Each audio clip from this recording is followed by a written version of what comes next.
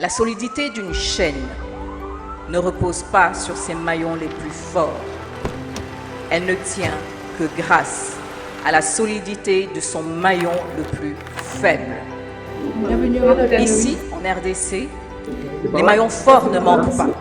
Et de nombreuses initiatives, ça et là, du secteur privé et de l'État, favorisent la marche en avant du pays. Si vous déconnectez le monde politique du monde des affaires, la volonté politique peut créer tous les champions nationaux dont nos pays ont besoin. On ne peut pas créer de champions sans qu'il y ait une véritable volonté politique. C'est pour ça que les patronats ont le devoir de créer cet environnement, donner les éléments qu'il faut au gouvernement pour mettre en place des mécanismes pour permettre aux champions de se développer, de se développer, de se développer. Pour que cela advienne, notre foi en nous-mêmes, notre droit absolu de penser, notre chemin de développement ne sont pas en option.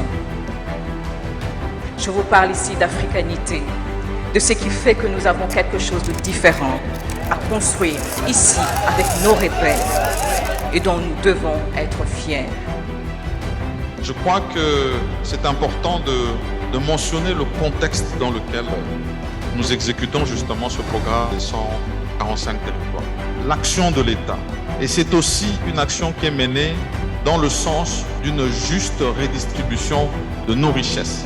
Parce qu'il y a toujours eu un déficit de ce point de vue-là. Nous étions plus de 30 nationalités dans cette salle. Rendez-vous jeudi 27 octobre à Mujimai pour la deuxième et dernière journée. Notre vœu, mon vœu, est que ce forum, à ce jour du 27 octobre 2022 historique, soit également l'occasion de tous les ressortissants de notre ville de prendre conscience de la responsabilité individuelle et collective de construire leur province selon l'adage Luba qui dit Tubaka ikwetu, Tubaka kwabenda, kumpeba diolo. Je ne peux terminer ce mot sans vous remercier.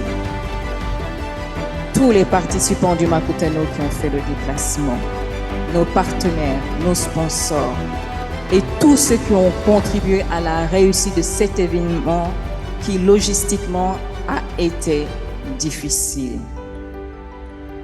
Mesdames et messieurs, distingués invités, la 8e édition du Forum Makutano aura eu, entre autres mérites, de mettre en lumière le secteur privé congolais, de faire un diagnostic exhaustif sur les faiblesses du dit secteur et enfin de dégager des nouveaux paradigmes en vue de sa résilience.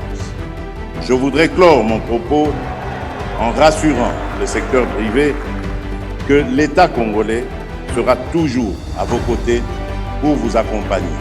Que Dieu bénisse la République démocratique du Congo. Je vous remercie.